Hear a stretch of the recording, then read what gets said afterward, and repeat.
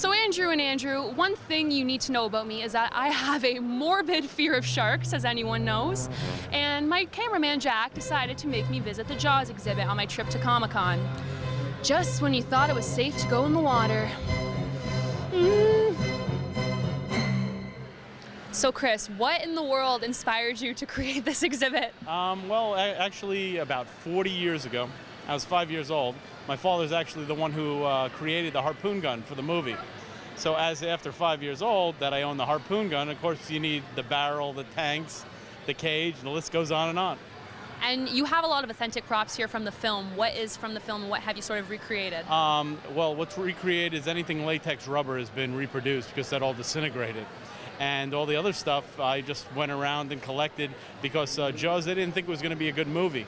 And they actually discarded most of the stuff and it was left behind. Back then in '74, you know, props weren't actually used as a commodity. They were just left behind. They didn't think Jaws was going to be a good movie. And Spielberg didn't even thought it was going to be the end of his career, which actually it made his career and made him able to do everything that he does to this day. And what have people's responses been like? Are they afraid like me? I know I mentioned I am terrified of sharks. This is me getting over my fear. Adults are afraid. Okay. Kids are not. I mean, Jaws is on probably once a week on some station, and these kids actually love it. Most of the people that are getting into being oceanographers and people that are interested in sharks is because of the movie Jaws.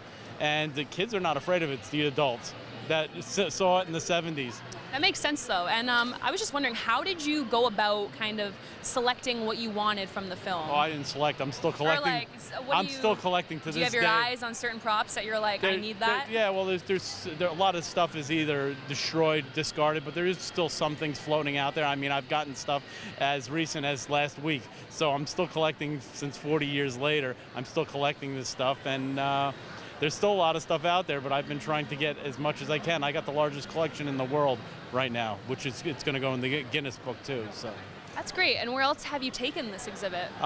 This is the first time it's ever been out of the country, so it's not been too many places. So Canada's very lucky, and I'm very lucky to be here.